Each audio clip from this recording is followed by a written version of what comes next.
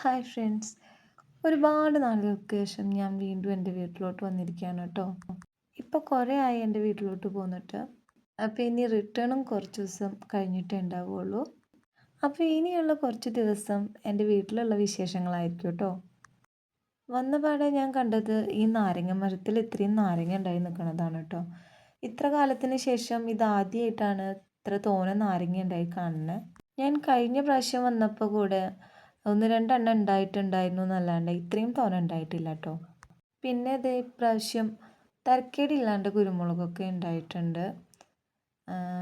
അതുപോലെ തന്നെ എൻ്റെ ബ്രദറ് കുറച്ചധികം കോഴികളെ വളർത്തുന്നുണ്ട്. നാടൻ കോഴികളാണ് കേട്ടോ എല്ലാതും. അപ്പോൾ അവനിങ്ങനെ ഒരു ഫാം പോലെ ചെറിയ രീതിയിൽ നടത്തുകയാണ്. ഒരുപാടെണ്ണം ഇങ്ങനെ സ്റ്റാറ്റസൊക്കെ ഇട്ടിട്ട് ഒരുപാട് പേര് വാങ്ങി കൊണ്ടുപോയിരുന്നു.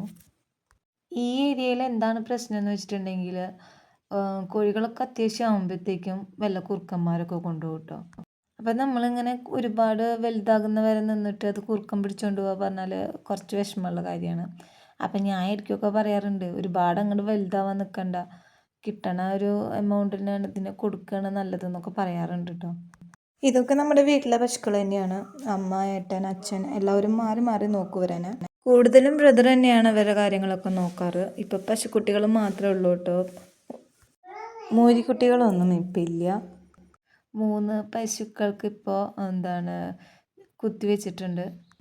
ഈ ഒരു പശുവാണ് നമ്മുടെ വീട്ടിൽ ആദ്യമായിട്ട് വന്നിട്ടുള്ള ആൾ. പിന്നീട് ഉള്ളതൊക്കെ ഈ പശുവിൻ്റെ മക്കളും അതുപോലെ തന്നെ അതിൻ്റെ മക്കൾക്ക് ഉണ്ടായിട്ടുള്ള കുട്ടികളൊക്കെയാണ് കേട്ടോ. ഈ ഒരു പശുവിനെ തൊടാൻ മാത്രം എനിക്ക് വലിയ പേടിയൊന്നുമില്ല, കാരണം അത്രയും ചെറുപ്പം തൊട്ടിട്ട് എനിക്ക് അറിയണതാണ്. ബാക്കിയുള്ളതിനെ തൊടാനൊന്നും അത്ര ധൈര്യമില്ല കേട്ടോ. പിന്നെ അത് നല്ല കാന്താരി മുളക് നിൽക്കുന്നുണ്ട്. അപ്പോൾ ഞാൻ വിചാരിക്കുകയാണ് ഇന്നൊരു നല്ല കാന്താരി ചമ്മന്തി ഉണ്ടാക്കി ചോറ് കഴിക്കണം എന്നുള്ളത്. അതിങ്ങനെ നിൽക്കണത് കാണുമ്പോൾ തന്നെ നമുക്ക് തന്നാലെ വായിൽ വെള്ളം ഊറും. അവിടേക്ക് ഈ വെയിലിങ്ങനെ അടിക്കുക കാരണം അത് അത്ര നന്നായിട്ട് അറിയാൻ പറ്റുന്നില്ല മുളക് ഉണ്ട് എന്നുള്ളത്.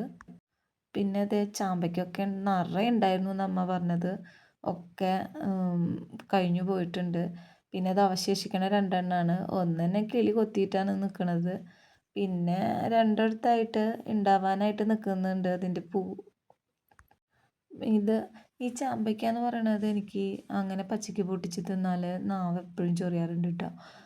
നേരെ മറിച്ച് അത് ഉപ്പിലൊക്കെ ഇട്ടിട്ട് അങ്ങനെ കഴിക്കുകയാണെന്നുണ്ടെങ്കിൽ ഒരു കുഴപ്പമില്ല. പിന്നെ ഇത് നമ്മളുടെ വീട്ടിലുള്ള കുറച്ച് ചെടികളാണ്. ഇപ്പോൾ ചെടികൾ കാണുക പറഞ്ഞാൽ എനിക്കൊരു തരം ഭ്രാന്താണ് കേട്ടോ. ഞാൻ ചെടികൾ വെച്ച് പിടിപ്പിക്കാൻ തുടങ്ങിയപ്പോഴാണ് കേട്ടോ എനിക്കത് കുറച്ചധികമായത്. പിന്നെ ഞാൻ പ്രഗ്നൻ്റ് ആയ ടൈമിൽ ഒരുപാട് ഇളനീരിട്ട് കുടിച്ചിരുന്നത് കേട്ടോ തെങ്ങുന്ന്. പിന്നെ ഈ കാണുന്നത് നമ്മുടെ ആപ്പിൾ ചാമ്പയാണ്. ഇതുവരെ പൂത്തിട്ട് കായ്ച്ചത് കൊഴിഞ്ഞു പോകാന്നല്ലാണ്ട് കഴിക്കാൻ കിട്ടിയിട്ടില്ല കേട്ടോ. പിന്നെ നമ്മുടെ കവുങ്ങുതോട്ടാണ്. ഒരുപാടൊന്നുമില്ല, കുറച്ചേ ഉള്ളൂ കേട്ടോ കവുങ്ങുകളൊക്കെ. പിന്നെ ഇത് നമ്മുടെ കഞ്ഞിക്കൂർക്ക. ഇത് വേനൽക്കാലം ആകുമ്പോൾ വേഗം വാട്ടം തുടങ്ങും.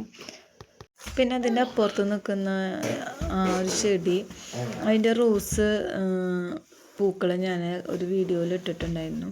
അപ്പോൾ ഇവിടെ വന്നപ്പോൾ ഞാൻ അതിൻ്റെ ഒരു കളർ ചേഞ്ച് കാണുന്നത്. കുറേ നാളായി ഞാൻ എൻ്റെ വീട്ടിലോട്ട് വന്നിട്ട് കേട്ടോ. അതുകൊണ്ട് തന്നെ ഇപ്രാവശ്യം വീട്ടിലോട്ട് വരാനുള്ള ആഗ്രഹം കുറച്ച് കൂടുതലായിരുന്നു.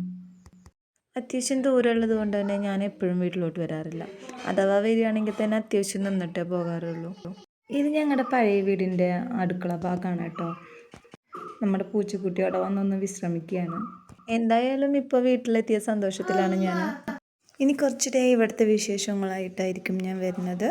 അപ്പോൾ നിങ്ങൾക്ക് എൻ്റെ വീഡിയോ ഇഷ്ടപ്പെട്ടിട്ടുണ്ടെങ്കിൽ ലൈക്ക് ചെയ്യുക, സബ്സ്ക്രൈബ് ചെയ്യുക.